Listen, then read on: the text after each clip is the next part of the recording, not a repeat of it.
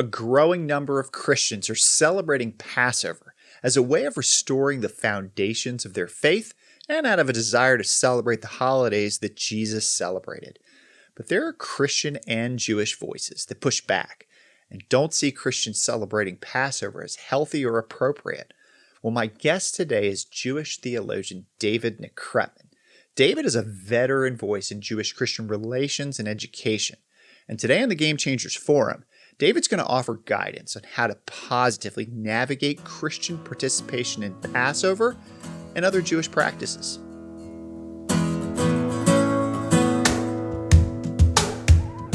Hey, David, great to see you today, man. So when this episode airs, it's only going to be a couple weeks away from Passover, and so I appreciate you joining me today. We've had so many discussions about so many things through the years, but I'm looking forward to this conversation today about Passover for Christians, which, to be clear, both of us see as definitely a good thing. However, both of us are sensitive to the fact that there are both Jewish and Christian voices that are reluctant, cautious about Christians celebrating this holiday. So we'll get into all that. But hey, man, great to have you on the Game Changers Forum.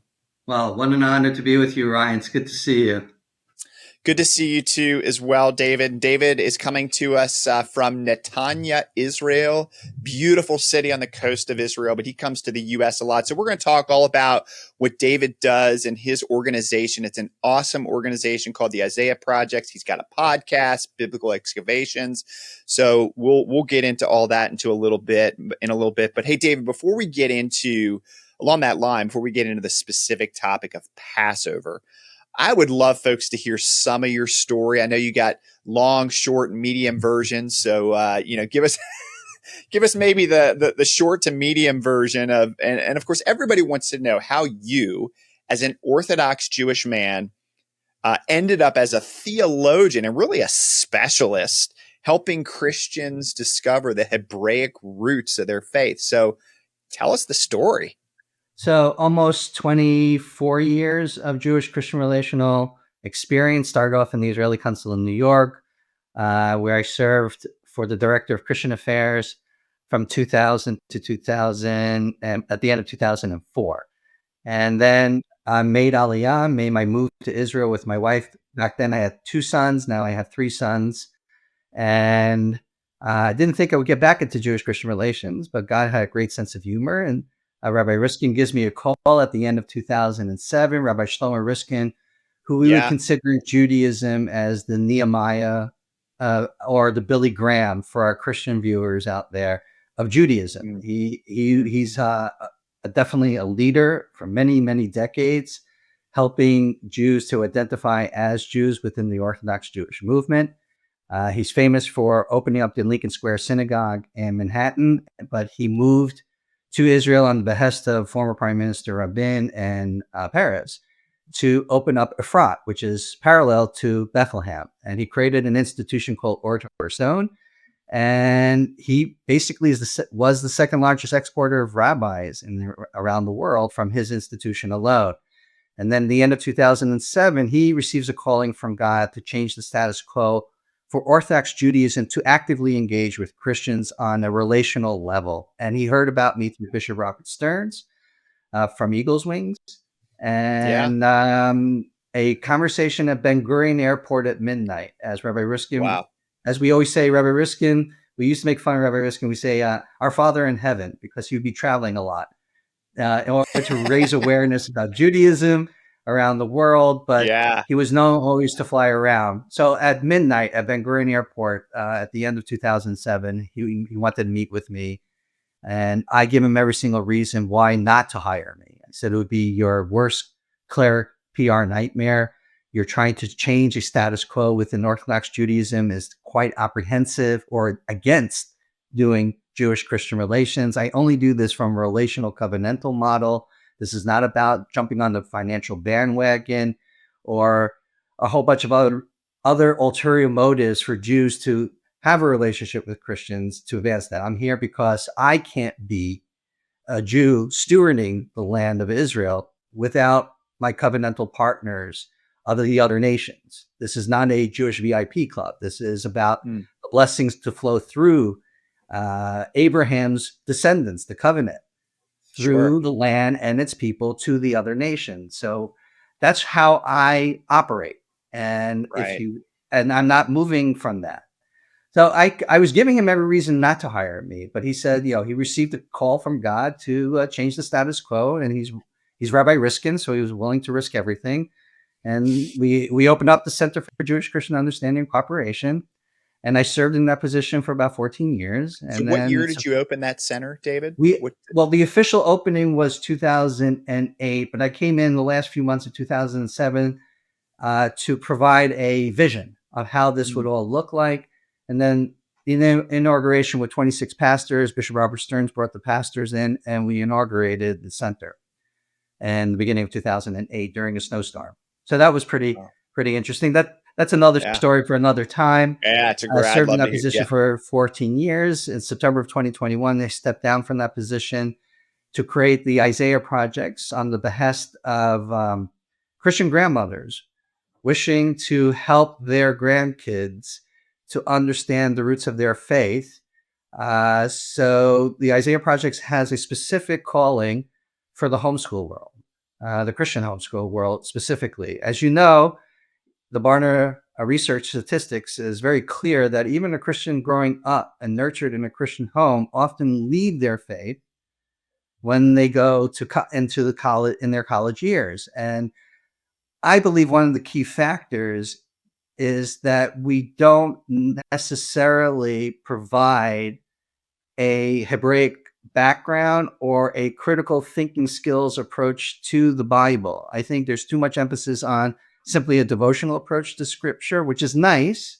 That works for younger years, but as a child is growing and maturing in their physicality, you want them to also use that brain of them, and engage in the Bible. So what I learned over the almost 24 years of doing this is that I guess my strength is I can sound like a Christian pastor preaching on a Sunday morning or doing an Alpha Omega class on Wednesday and present it, but also understand the layering of how you can rip apart Scripture with integrity to build up and understand what the revelational nugget is in the story or in the particular directive. And so taking that strength and now applying it to the homeschool world, obviously for families who are interested in nurturing a Bible center home. So that's where the Isaiah Project was born. So it's a third chapter in my calling. And in between that, I went to Oral Roberts University. I'm the first Orthodox Jew to graduate from a charismatic Pentecostal theological program. And I'm also the Jewish advisor to the Chosen, which is, I think, more impressive for most Christians than just saying I'm an executive director for the Isaiah Project. So most people will just want to tell me about season 5. What will happen in season 5? Okay. Right. Oh, man, talk to us again. The focus of today we could make an entire episode about the different chapters of your story because it's really fascinating. Again, I encourage people to get to know David through his website. He's got a lot of material out there, whether it's through his podcasts, the Isaiah Project's website, all kinds of good stuff out there. And he does a lot of podcast interviews as well. But David, I think it would be great for folks just to hear a little bit more about your experience at Oral Roberts University. Again, you are going to a Pentecostal, evangelical, Protestant as an Orthodox Jew. I mean, what was that experience like? How were you received? Talk just a little more about that. For me, it was the greatest, I would say, pages within a chapter of that moment in serving the Center for Jewish Christian Understanding and Cooperation. I got to immerse myself, and the purpose of going there was really to honor my mentor in Jewish Christian relations, the late Rabbi Dr. Gerald Meister, blessed memory. And the last thing we talked about was the Holy Spirit. I just said there's something about the Holy Spirit that there is a common theme that Jews and Christians can speak about, but we have never officially engaged with it in any academic setting, even. And he agreed. And this happened a number of years ago, and it would be my last conversation with my rabbi. He shortly passed away uh, right before Passover, literally. So it's his the anniversary of his death is coming up. So to honor him and to better understand Christians within their Christian setting, as opposed to what I'm used to in Jewish Christian relations, we're always there defending our position, and the Mm, real relationship is taking place between those sessions, right? yeah. But everyone is giving their best, and I wanted to truly understand the other side so we can, fast track this covenantal bond that we have with each other that is often not articulated. And since Oral Roberts University has a Center for the Holy Spirit, and obviously Dr. Brad Young was the head of Judeo-Christian Studies program, I would be in good hands along with then Dr. Mark Rutland, who was the president, who was is a tremendous friend, but it was really the instrument to help me get into Oral Roberts University. And Mm, best experience because I got to see inside the mindset of a Christian working out their faith yeah. and sincerity, and it's inspiring me. It Mm, really is inspiring to see that. But you also learn, like, okay, oh, so this word means that. If I say that, then I have a point of reference to say this is a commonality between us and you, and we can then work on that commonality to better the kingdom together. That was the focus and the purpose of doing that. So I have my thesis on the Hebraic roots of the Holy Spirit. I spoke about Esther and the Holy Spirit, which is a book that doesn't have God in it, and yet it is the Holy Spirit on steroids, in my opinion. yeah. That's a good way to put it. Oh man, I love it. Well, I know that we've got some listeners that would absolutely love for us to drill into the topic of the Holy Spirit from a Hebraic perspective. That'll be for another conversation. But I just think I've always felt like, the experience that you had, obviously there are very few people that can actually, whether on either side, to where it's either a Christian going into a thoroughly Jewish institution or an Orthodox Jewish person like yourself going into a thoroughly Christian institution. That's a rare opportunity, but I think it exemplifies is that if we really want to learn from each other, you have to learn it from insiders, not from characterizations or maybe mischaracterizations, from secondary literature sometimes. Right. So So what yeah. I could say the takeaway from Oral Roberts University and in the maturity in the calling of Jewish Christian relations is I have to stop as a Jew wanting you to be a prepackaged Christian so I can have a relationship with you. Mm, I have to yeah. take you for where you're at right now. Yeah. And for some reason you are a remnant who is even considering Israel and the Jewish people. Yeah. Who am I to judge? For Right. some reason God has put you into my life, Yeah. therefore I have to engage. And I think uh, with a worldview of Judaism and not a ghettoized understanding of Judaism, there's a way to go ahead and really, with integrity and respect and understanding there are theological differences between Judaism and Christianity. There's so much in common Yeah. that bonds us that what we see, what the divide is the mystery of it all. And if you want to come from a Christian point of view, that's the Romans 11, sort of argument. There's a Right. mystery.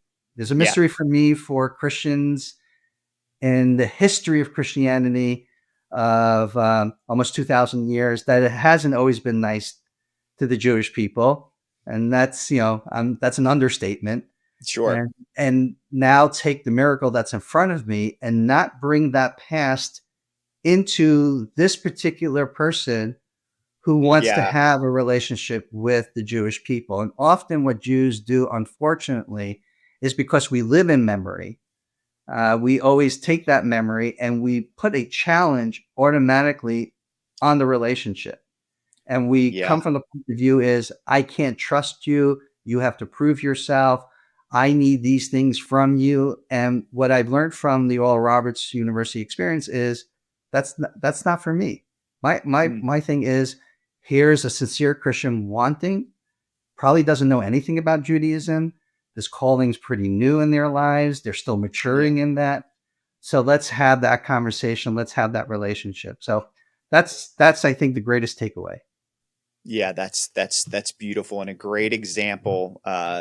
Just so much you said there that I think is applicable to so many people that are in this space of seeking to build bridges between Jews and Christians. So, David, so you've been in this for 24 years.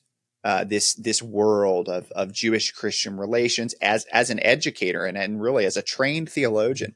How have you seen things change and evolve in over this time? I mean, obviously, it's not the way it was when you got started. Do you see things? What's the trajectory, and how are you feeling about how this path of Jewish Christian relations is going? So Where I are we? often was the only Jew to represent Israel or the Jewish people at Christian events that were celebrating Israel. That was at a long time ago. And Yeah. now what I'm seeing is a willingness, even within very Orthodox, even ultra Orthodox circles.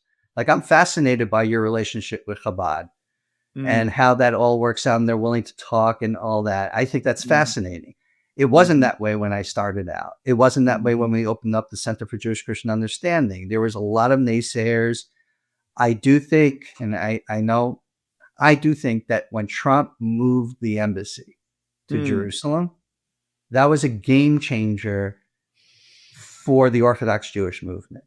I mm, think for the very first time, they realized that the organized American Jewish world they weren't celebrating it as they should have, mm. in my humble opinion.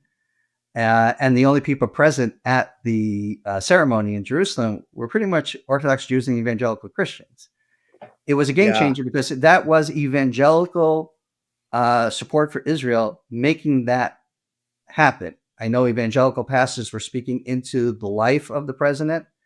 So that was a game changer. But you have to understand, I started off when? In the early 2000, right? And Right. here 18 years later there's a move that is monumental that by anybody looking at that particular moment would have thought World War III was about to unfold, and actually Right. people were saying World War III was about to Yeah. Yeah. I unfold, remember. Sure.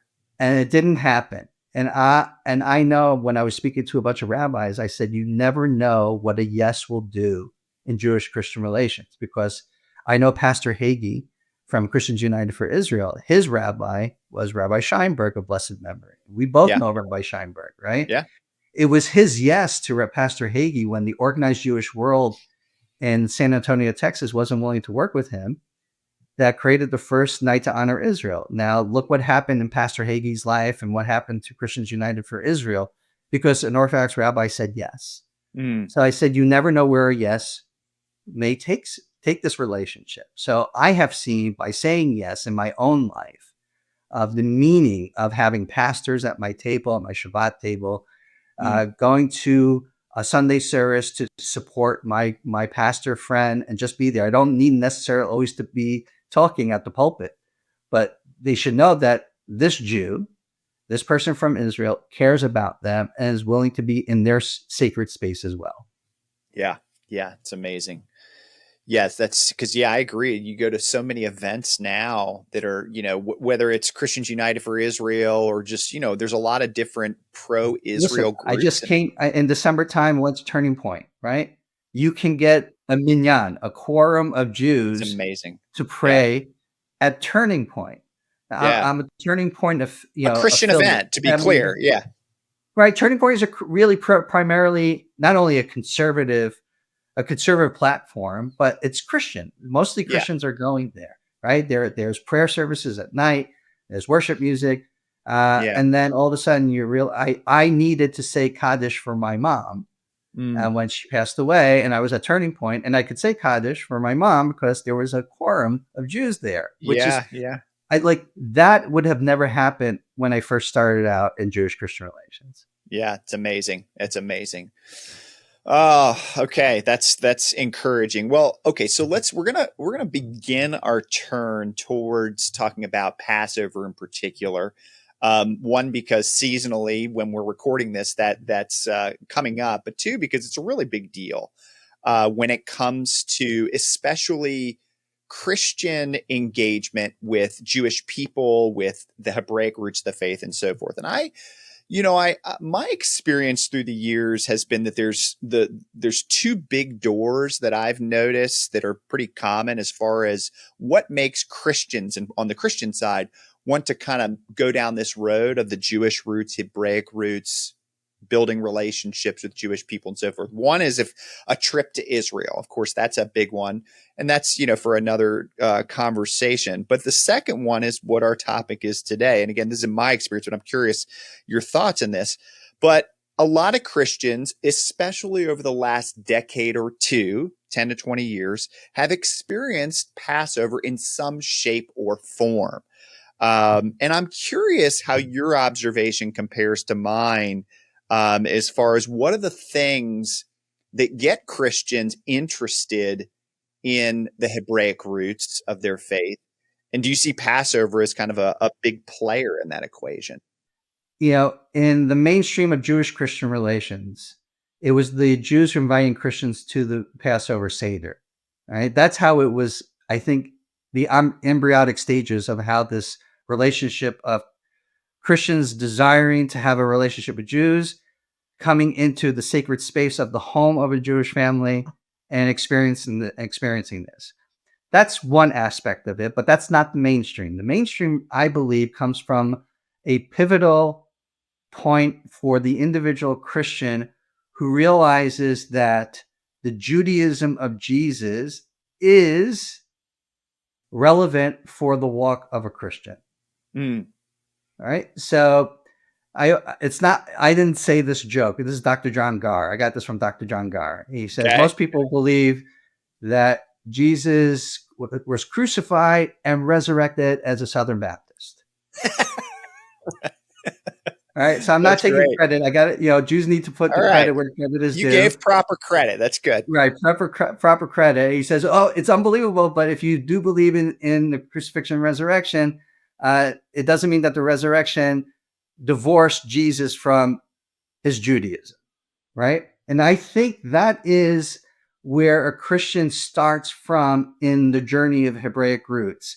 That if Jesus was doing this in his lifetime, then it's important for me to go ahead and consider what that is in my walk of faith for that individual Christian. That's what I believe theologically and the faith is happening within Christianity. Obviously, when you have interfaith families, that's another aspect of things. A Christian and a Jew trying to adopt both practices, and and then you have interfaith Haggadah text, the script that's used at the evening of Passover.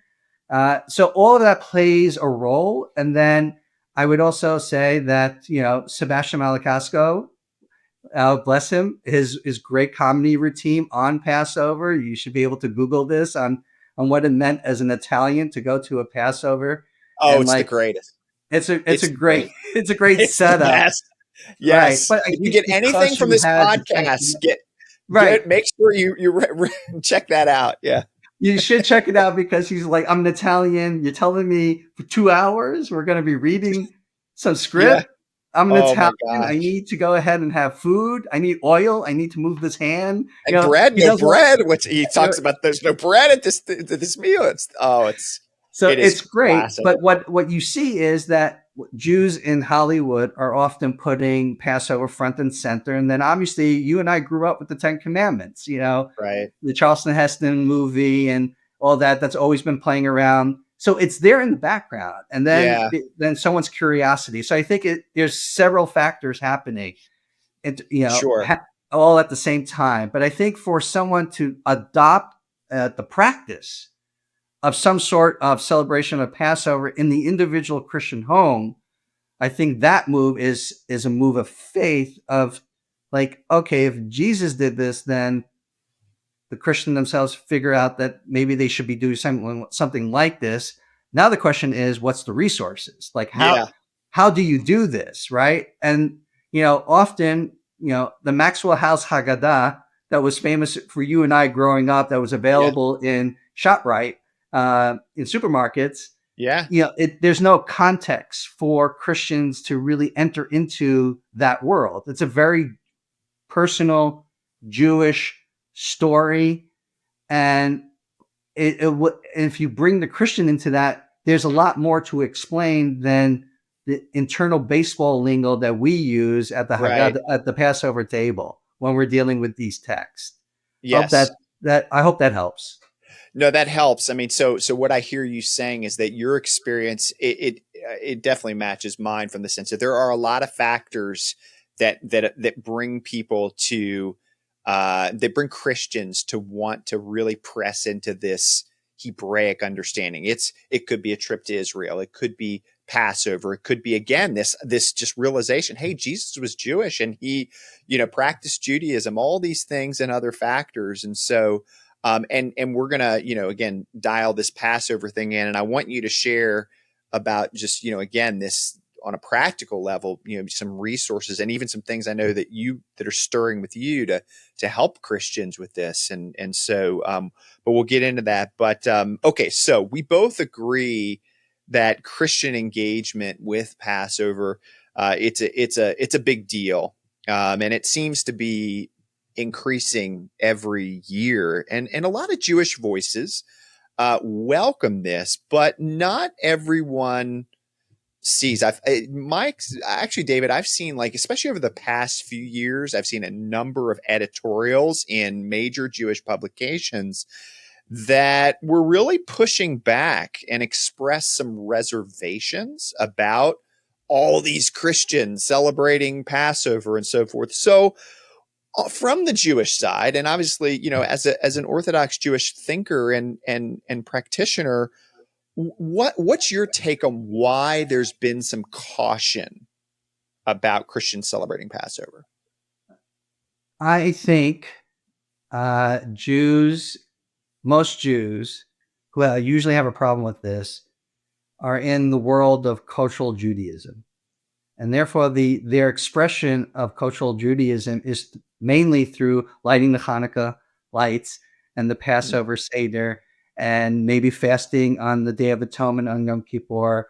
There's the cultural aspect of things. All of a sudden, Christians are coming into that space, and it feels for them as wait, you have no license to come into this, which this is my way of defining who I am by practicing that. So if Uh-huh. you live in America, realize that most Jews in America are not Orthodox Jews. I think we only make up 10%. Most Jews are Reform Jews, Yeah. and it's not a committed Jewish practice of Judaism. I'm Mhm. not here to debate the internal Sure. issue between the different denominations of Judaism, but if it's only expressed in these cultural holiday ritual moments, and then this Christian, out of sincerity of their faith, not as culture, wishing Yeah. to do this, then what you have is culture pressing against sincerity of faith. That's, I Ah. think, the macro approach to take on this. All right. From the Mhm. Orthodox Jewish side, they have to deal with certain laws on the holiday with cooking and non-Jews at the table. I'm not going to go into that. That's Right. the automatic thing, but there are ways to deal with that if you truly want the relationship to be that the Christian could come to the table. All right. Mhm. So most Orthodox Jewish families are not inviting Christians to the table. I don't know Sure. why they would have a problem for the individual Christian to celebrate whatever, how they feel. I think for most Jews, taking what is the intention of Passover for Jews as that original redemptive moment that forms us as Jews to become a nation, then to take that and then transfer it completely into the Last Supper and then put all the Christology into it, then there's the uncomfortability for most Sure. Jews to be able to say, well, are we okay with that? And Yeah. you're not celebrating Passover, you're celebrating something that's within your Christian calendar anyway, right? Which is Mm. Easter, or the holidays anything leading up to the Last Supper thing. The Last Supper is not Passover. And I Mhm. think for most Jews, making Passover the Last Supper becomes problematic. And that's where I think that the sensitivities for that can be addressed if you truly want the relationship. If this is Yeah. just speaking because you want to speak, it's a free country, do what you want. But I don't like the editorials of Jewish leaders going against Christians wanting to do this. It's just they don't know how to do this, and Jewish community is not providing the resources for them to say, yes, we want you at the table. I want a Passover invitation extended to you. And in order for that to happen, you have to create a resource for that, because what's happening for us at the table is quite hard to put into context for the individual Christian coming into this. I would say also for the beginner Jew discovering their Judaism, wishing to return to their Judaism or an expression of Judaism, the Haggadah is kind of, the script is kind of hard to deal with. That's the reason why I think it's the only book that has the most commentaries next to the book of Esther. I just for commentaries. Yeah. For over a long period of time of when we have a script, we've always had commentary, because it's just the way it's set up. It's called a Seder, says it's an order, but the order seems to be out of order. And if I had to go ahead, it's a very Jewish thing to do, right? This sounds like an Abbott Costello routine right now. So it's like, the order doesn't seem to be in order. Like the first thing you do, beside, obviously doing the blessing over the wine, it's called Kaddish, the sanctification first part, is that we're saying, an invitation. We're doing an invitation at the table, right? Anyone who wishes to come to our table. Well, wait a second, you're a little late. You just started the meal. The invitation should have happened a few weeks ago, and you're extending an invitation. Then we go into 4 questions. And why are you having these 4 questions to begin with? There's nothing to stir up the questions. Nothing has happened that even you would ask these questions, right? So this is why I say it's Jewish insider baseball lingo, because we already know the text as Jews, because we've been celebrating this, right? And it's part of our DNA, and therefore we're doing a deep dive. If people are taking the evening seriously with the text, if you're just saying text for text's sake, so you get to the meal because you want your matzo ball soup, that's a different approach. Yeah. No, that's the way, I thankfully I grew up celebrating Passover, but it was, it's a pretty quick version of it. But I've become the collector of Haggadahs, and it's amazing just even with Haggadahs how much diversity there is with Haggadahs, and each Haggadah is like its own commentary. But there's a lot to me. Learn. It's fascinating. You had a Holocaust Haggadah. You had there's an American Haggadah. I mean, the whole thing of just a Haggadot, that's plural for Haggadah, is fascinating with all the pictures and the commentaries. There is really no other book that I know of that we don't even have that many commentaries on the Bible, as much as there is on the Haggadah. And therefore, we put a sacredness to the text automatically that for the Christian, that would not necessarily resonate, right? In Jewish Christian relations, one of the things that you and I often, come sometimes to, trying to flesh this out is doctrines of men, right? There's this doctrines of men approach, like you're putting the rabbis up there, and well, ladies and gentlemen, this Passover meal and this script is so rabbinic in nature. Yeah. And so you're dealing with the ultimate, probably, doctrines of men. Oh. In this particular instance, right? So I find it funny when we're talking about, in the academic world or in the leadership world about doctrines of men and Judaism and Pharisaical thinking. And so I'm like, wait a sec, do you understand what you're doing in the evening of Passover with this script? Right. It's just loaded with tradition and no question about it. So what is I want to talk a little bit about some of the Christian pushback that there is towards Passover, but I think we're just kind of at this opportunity, like you're saying, we're talking about the Haggadahs, but all these Haggadahs and commentaries and opportunities are really oriented for 100% for a Jewish audience. So what does a Christian do? A Christian that says, hey, I want to incorporate this. What resources exist? And there's none. What do you tell people? There really is none. Besides me working on something right now. I know. Okay. So tell us about that. I don't think I appreciate the promotion of what I'm about to do. It's a work in progress. I think the first edition is just a draft, really, in my opinion. of just helping the Christian to understand the macro themes of what's going on in the evening. First, you have to understand what memory is. What is biblical memory?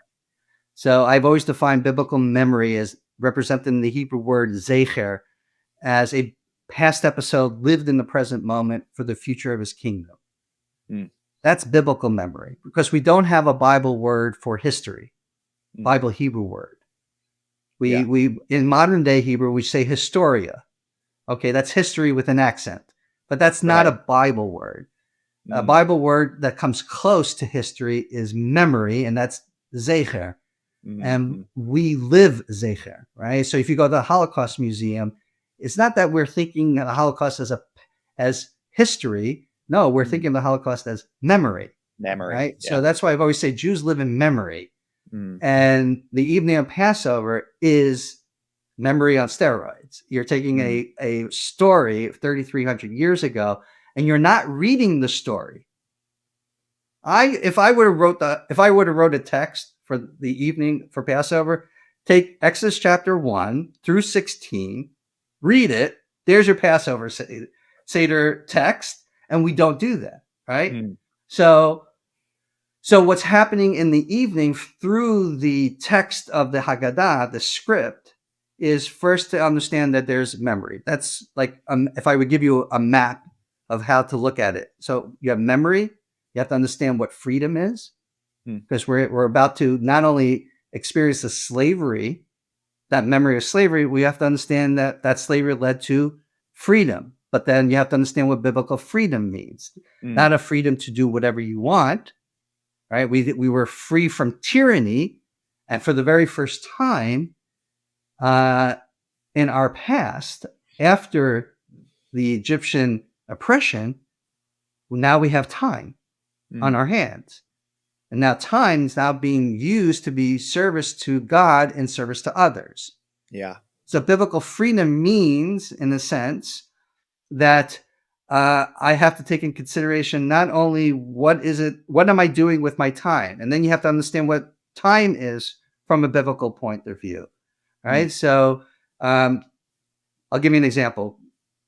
We have the beginning chapter 1 of Genesis. Everyone knows what happened the first 6 days of creation, and then obviously God on the seventh day of rest. But in the first day of creation, God creates this thing called or, which usually is translated as light. Well, the sun wasn't created until the fourth day. So what is this light? Yeah. Right. And the answer is very much that light is, I would say, linear time. God is creating past, present, and future. That's what or means in the context only of a chapter 1 creation narrative perspective, because there's no concept of light at the time of creation. God is creating whatever this is. So I would say to you that on the first day, he's creating past, present, and future. It's quite important to do that, because God ultimately is going to create the human being, which will have free will. And that free will can be used to say no to God, but at any point in time, you want to say yes to God. So what prevents my past to overwhelm me in the future, that I would continue not to be in a relationship with God or return to God? You have to create the concept of a past, present, and future. That's a divine construct. Sure. Right? So for Christians who are listening to this and who are to be born again, well, how can you be born again if there's no concept of past, present, or future? Sure. Right? Again implies a past. Yeah. Correct. So you have to have a past. But that was all created on the first day. That's the grace and mercy of God, knowing full well as he's unfolding creation that he needs to create that in his grace and mercy, because anytime the human being wants to say yes in the present moment, the past never blocks the future with God. Okay? Yeah. The fourth day of creation is when we have the sun and the moon and the stars. And the purpose of the sun and the moon and the stars is not about, taking a telescope, looking up to the galaxies and seeing the wonders. It's there for Mo'adim. And Mo'adim, we know, is cyclical holidays.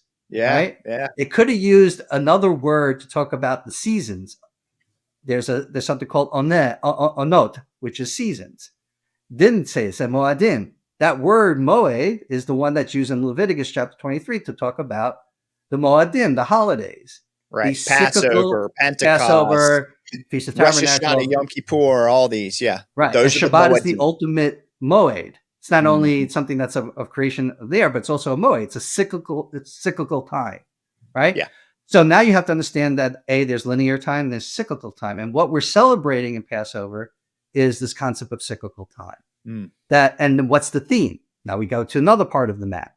The theme is this is a festival of freedom. Yeah. That I'm supposed to, in the cyclical time, in a memory moment, to believe that I am a slave and I am being redeemed at this point in time in the evening of Passover. Mm. This is not something that happened to my ancestors. This is happening to me, right? So memory speaks to the identity. History speaks to someone else's story. Yeah. And this is so Well this is said. the so if I'm trying to get a Christian to understand what's going on, I have to talk about those themes. The Haggadah script is touching upon that. And we understand it internally as Jews because we know this. We grew up with this. We know this is a moed. We know we're celebrating the Festival of Freedom. Yeah. So growing up with it is fine. But for the Christian coming into this world, there's no way Right. for them to know that this is what's being highlighted through this. Right. Yeah. Right. So that's the approach. I don't think anyone has taken time out in the true spirit of the relationship to articulate a vision like this to make it easier for a Christian to walk in the sacred space. Mm. Usually what happens is you're taking our Haggadah, or you're taking a Haggadah and then you're doing Christology to it. Yeah. And that's what's happening. And Yeah. I don't think there's ever been any type of resource to help really the Christian to walk into this space. That's it. Well, no, you are the perfect guy to write this, and I know that it's going to take time, and you and I have had some discussions about this, but I just I'm very excited that it's at least it's on your heart, and that you're going to give some energy to it because I think it's sorely needed. So that's encouraging. I think this is important. Whether Jews like it or not, Christians are going to do it. Yeah. Right. Exactly. 100%. This isn't going anywhere. This is not going anywhere. If anything, it's only picking up steam. It's going to pick up steam. And if Jews are truly concerned, stop truly being concerned and start working on a solution that will have the integrity of what that evening means for Jews. Yeah. Yeah. So, okay. Now I want to just pivot just slightly because we talked a little bit about some of the Jewish concerns regarding, Christians celebrating Passover. But as you and I both well know, there are also plenty of Christian voices that push back on this idea of, and this has gone on from day one. This has been going on for 2,000 years to where, whether it's, the second century church fathers saying basically it's monstrous to speak of Jesus Christ and to practice Judaism. And I think that was probably any kind of, and Passover might have been implied in statements like that, like from Ignatius and on down the line. But anyway, so bottom line is that some Christians see Christians celebrating Passover as antithetical to the Christian faith. Now, you're a Jewish theologian. Obviously, you're not speaking for the Christian community, but you are you're trained in Christian theology. So you understand, the relevant text and theology. So biblically speaking, theologically speaking, do you see, any theological problems with Christians celebrating Passover? In the way that I articulate it, no. I think the biggest fear, you're going very deep into the history of replacement theology, and only way you could be a Christian is divorce the Judaism out of Christianity. We know this. Certain church fathers did that. Sabbath was attacked at the beginning. If you really want to be a Christian, you can't celebrate Sabbath. But the beginning believers in Jesus were celebrating the holidays, whether they were Jewish believers in Jesus or non-Jewish believers in Jesus. It didn't matter. I think the number one issue for many who are against this feel you're putting Christians under the law. I think that's the thing that gets articulated, at least in my world, all the time.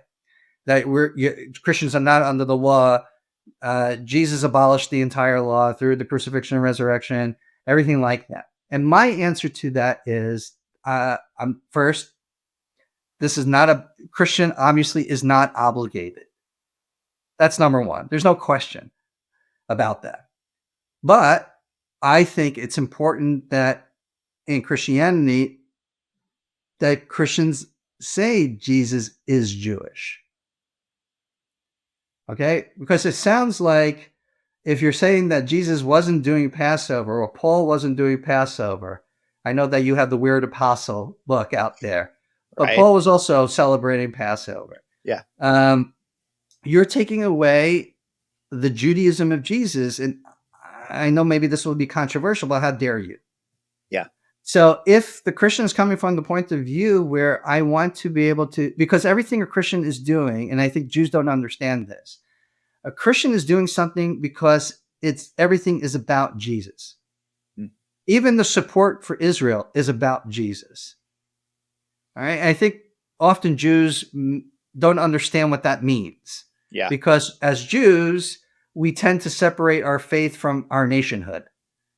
And Christianity doesn't have that theological paradigm. Right. You're all in and you're all in. So therefore, all in means if we're a Christian looking at Passover, well, obviously the believers of Jesus were doing this. The Judaism is important, and I want to be able to walk in that for the Christian speaking about that. So, okay, why can't you provide the necessary resource to do that? Why is it okay to talk about the Passover celebration at the pulpit, but that, right? For me, it's weird. You talk about it at the pulpit, but then you say to your congregants, well, you don't have to do any of this. Right. Well, is that true? Is there, like, at the end of the day, why can't you do some aspect of it? Well, again, I'm not telling them to eat bitter herbs. I'm not telling a Christian to eat bitter herbs on the evening of Passover, right? But I do think there's a certain sense of understanding of a celebration of Jesus's family, right? Whether or not the family believes in Jesus or not. Yeah. I think this was a profound moment. We did this in the Bible Lands Museum. We were talking about Passover. We opened up for Q&A, and I said, "Why are you interested in celebrating this?" And one of them said, "Well, if I'm grafted into this experience, and you're part of the family, why wouldn't I want to be joyous in your celebration?" And I think that is a very healthy approach. Yeah. That doesn't hit any of the theological radioactiveness of the law and however you want to deal with that. It's like, oh, you want to join me in my celebration? So wait a second. If my son gets married, wouldn't I want you at the wedding to celebrate with this? Wouldn't you want to be part of this because you're my friend? Yeah. Right. Yeah, if you're coming from that perspective, I don't see what the problem is at the end of the day. And you solve the issue of the law. Yeah. Yeah. By I think that's such a huge issue. And I've heard the same thing for so many years, is that the reluctance, the pushback for Christians celebrating Passover is that there's this, I would say, misconception that it's putting Christians under the law, and that's not the issue. That's not the issue at all, as you articulated. So I appreciate you bringing that up. So really, David, the way, just as you obviously you've spent so much time studying the New Testament through Jewish eyes. Do you think those early, now I'm talking about the non-Jewish Christ followers that Paul was writing to and so forth, do you think they were and I'm talking early, not in the 2nd century and later on, but those early followers, do you think they were probably celebrating Passover in Corinth and Athens and wherever? In my humble opinion, yeah, I don't think it would be remember, Passover has developed. It's evolved, sure. It's really, really developed. Again, essential to what was in the Second Temple of eating a Passover, and again, Passover meal. So remember, what was a Passover meal, right? It was shawarma and unleavened bread. Yeah. Shawarma and an unleavened pita, a laffa. Really? That's really what it was, right? Yeah. So I find it funny because the matzah of today that we had was not the matzah, the unleavened bread, what was taking place in Second Temple Wait, you're Judaism. telling me there wasn't Manischewitz It was matzah not back in the day? Manischewitz. I know Come this is on. disappointing too. They actually had good wine, all right, back in the Wait a day second. than You knocking Manischewitz. Manischewitz? What? I'm knocking Manischewitz, okay? It's given us very bad reputation that we're not wine connoisseurs. And I think Oh from my God. Israel, So I think true. we have great wine that Yeah. we serve the rest of the nation for. There's much But I more. look at it There's as life that, beyond Manischewitz. yeah. So again, even so I look at it as like, okay, so what's we don't have the temple. The Passover meal that we have is a shawarma and this pita, unleavened pita bread type of circumstance is not there, right? We remember it and we have it at the table. We have the shank bone to remember that roasted meat. So, but we don't eat it. We Right. purposely don't eat roasted meat on Passover evening because that's something we say. Well, that's the one day when the temple is rebuilt. This memory then will become a reality, right? Yeah. So again, so what we have left, we have the matzah, we have the bitter herbs. It doesn't necessarily mean you have to eat the white horseradish, and go up in flames. There's a Yeah. different vegetable you can use, like romaine lettuce, Right. right? So you take, but it's theater. What's happening at a Passover meal is theater because we have children at the table. We want Yeah. children to participate. So part of the theatrics is like, what's going on here? We come in, we make a blessing over wine, we go into question mode, we're breaking a matzah in half, we are dipping an egg or a piece of potato in salt water. Again, Yeah. tradition and custom and what you're doing. Do the script, eat the matzah, eat the bitter herbs, the romaine lettuce, whatever it is, and then you have your meal. And we sing the Hallel Psalms, Psalms 118 to 113 to 118. So that's it. Like, so what is it then are we doing? You're participating in a memory. Yeah. I don't understand what's the problem for a Christian to participate in a memory. Yeah. Yeah. Well said.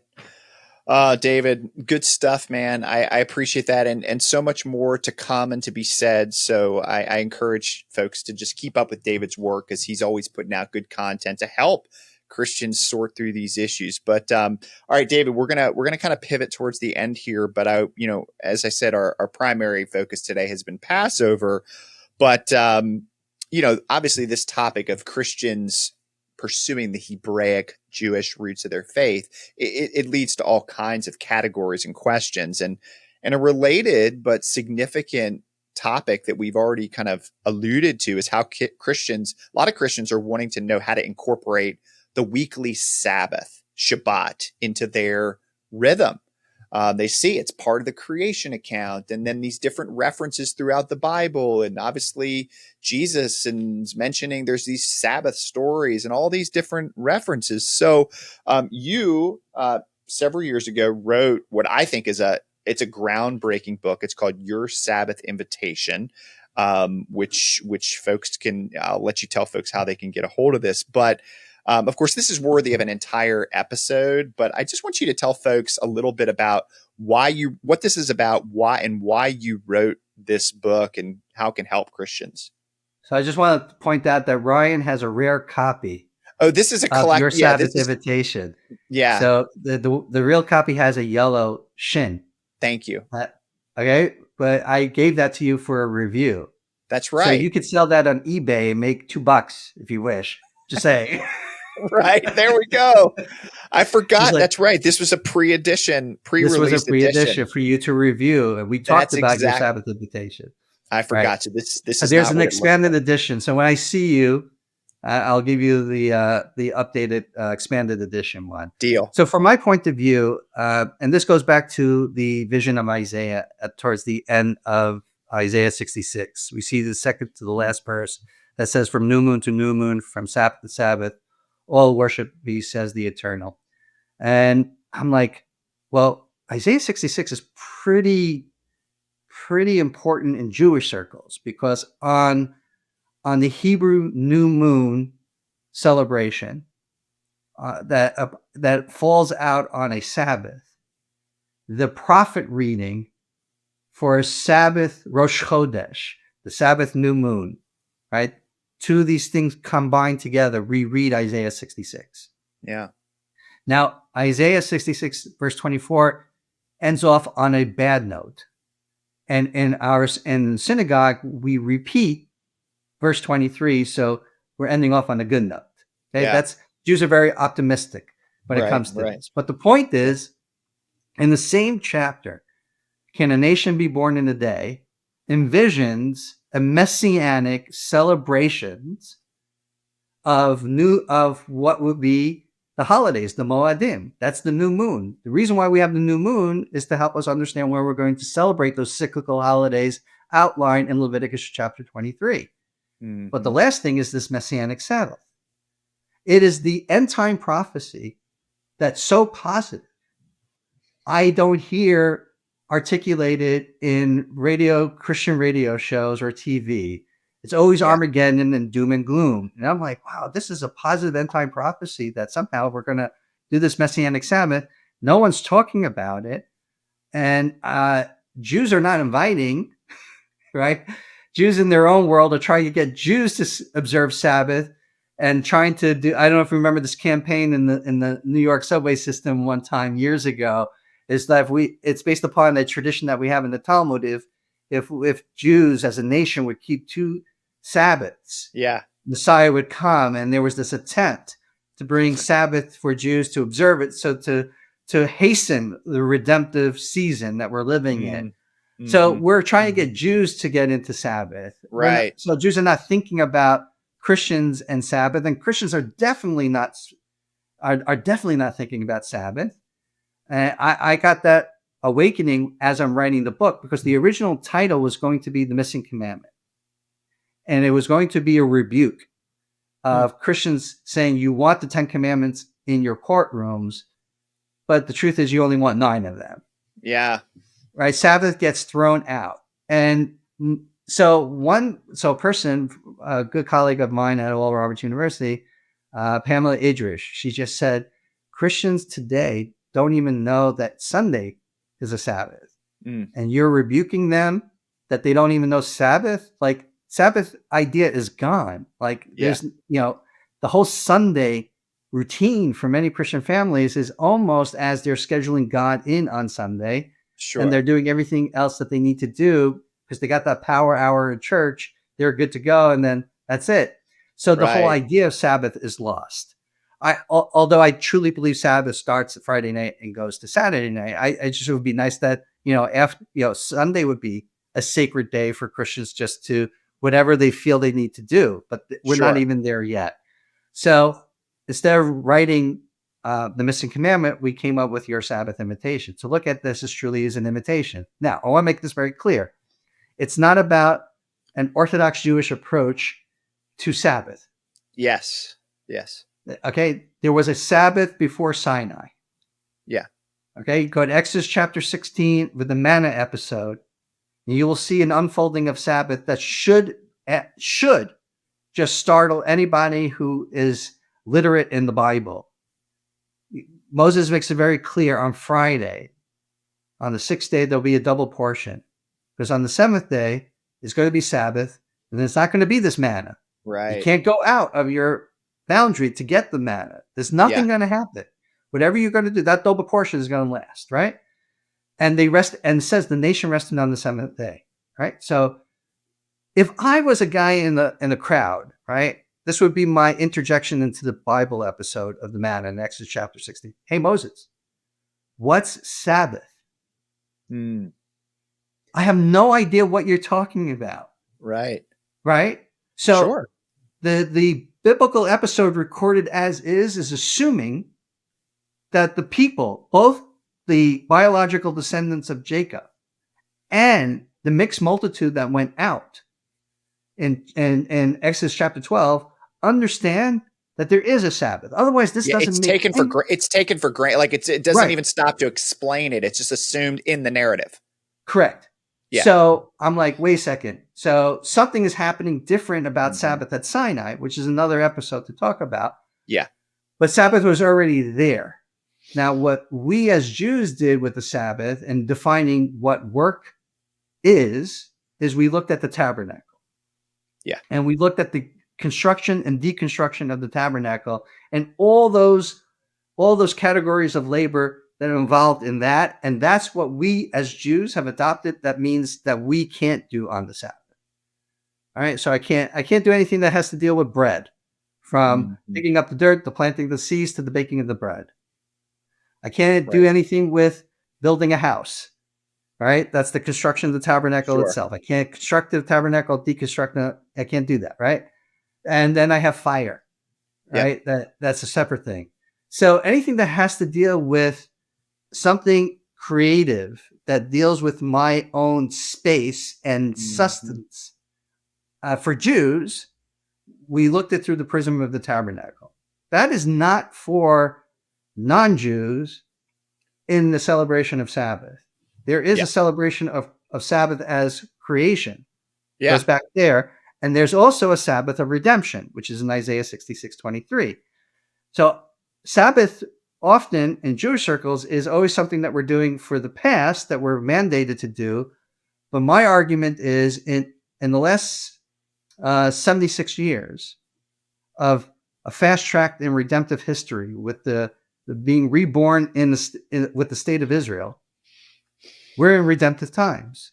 Yeah. My Sabbath should also incorporate a redemptive vision of what that means. And for me as a Jew, that means I want to do this Sabbath celebration with my Christian brothers and sisters.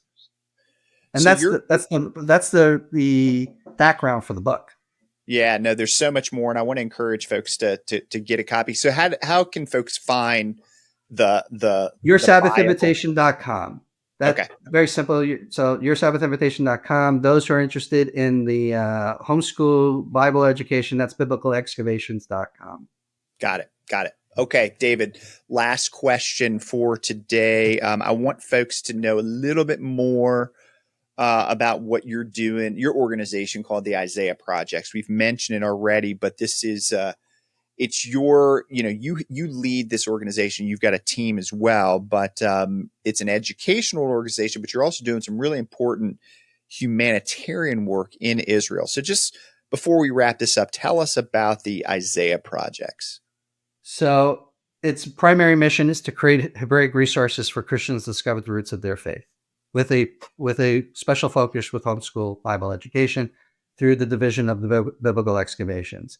The humanitarian side of it is we've been helping Christian Arabs in Bethlehem put food on the table, as well as helping out single Ethiopian mothers.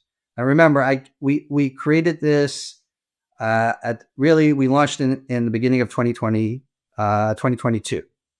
Okay, so I left Orchard Stone, the Center for Jewish Christian Understanding Cooperation, in September of 2021.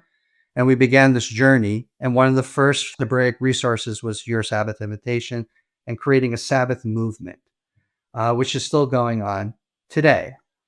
And then October 7th happened, obviously. And I literally dropped everything because we were in triage mode here in Israel. You know this. You and I are Facebook friends. We talk a lot about what's happening in Israel. And for me, up until when I'm speaking to you right now, till today, I haven't stopped since the second day of the war. Yeah.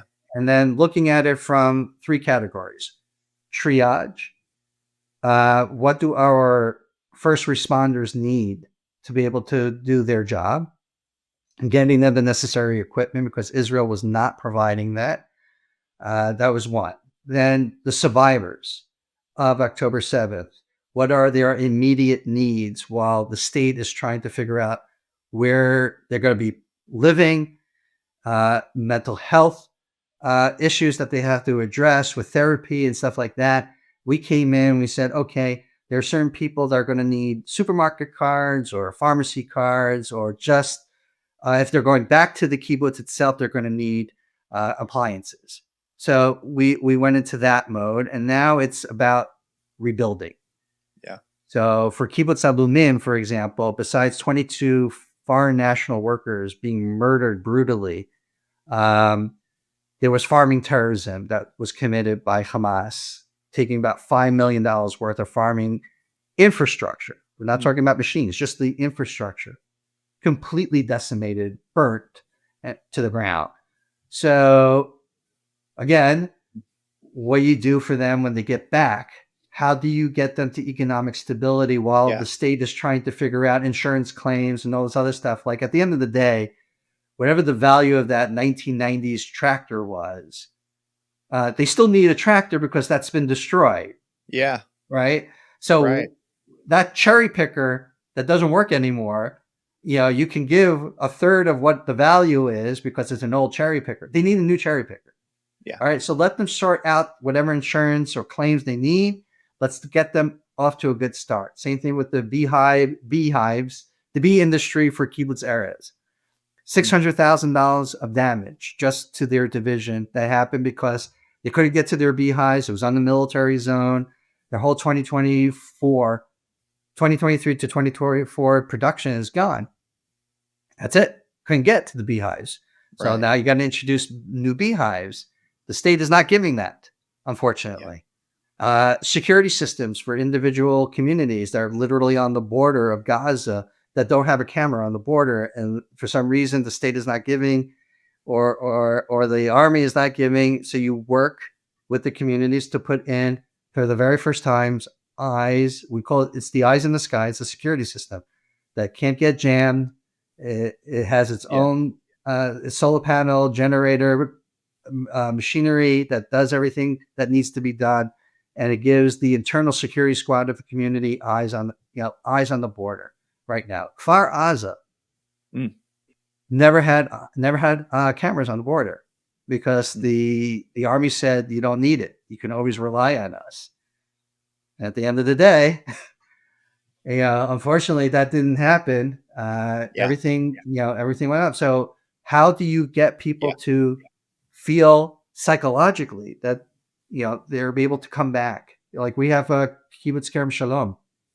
Kibbutz Kerem Shalom was infiltrated. The internal security members, many of them died defending the kibbutz on October 7th. They needed the security system, but more so, they wanted an upgrade in bomb shelter doors.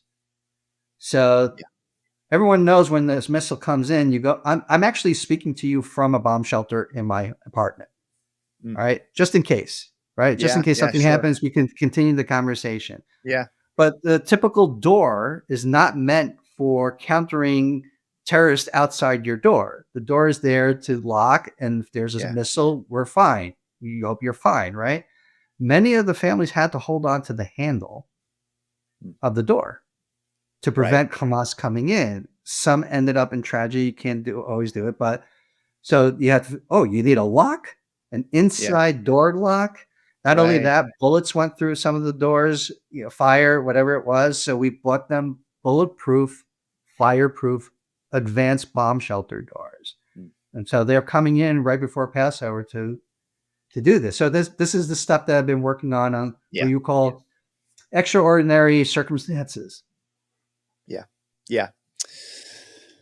David, I've followed what you've been doing, from day one, from October 8th onward, and you're constantly on the front lines, and I just am grateful for what you're doing, and so thank you, and that's why appreciate it. But we do this both with Jews and Christians. Yeah, with Jews and Every Christians. Every initiative, is both Jews and Christians coming together.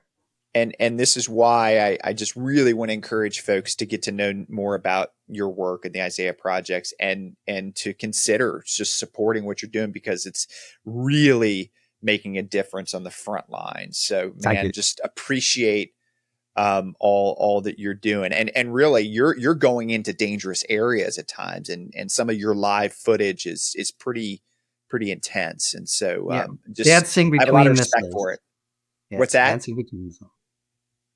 Yeah, dancing between missiles. Really? Yeah, for sure. All right, David, we're going to wrap this up. Listen, man, you and I, we've been friends for a while now. You sharpened me. I'm grateful for all the things that you're doing, to build bridges, to educate, obviously to provide the relief and the encouragement on the ground in Israel. So it's really holy work.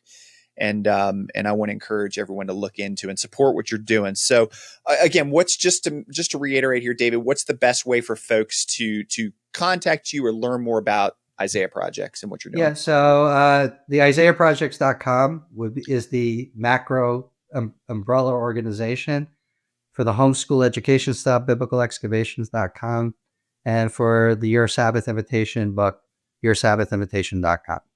Got it. Hey, David, thanks again for being on the Game Changers Forum. Want to wish you and your family also a very happy Passover. You too. Blessings. All the best. Thanks. Well, thanks for listening to today's show. Hey, I'd love to hear your thoughts in the comments section. And don't forget to subscribe.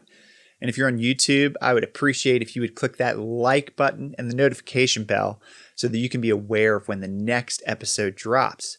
And if you'd like to engage further, head over to ryanlambertforum.com. There you can sign up for the Game Changers email, which I send out twice a month. And it features short and sweet game-changing ideas and resources and tells you how we can connect further. So we'll be back soon with more game-changing ideas for a life well lived.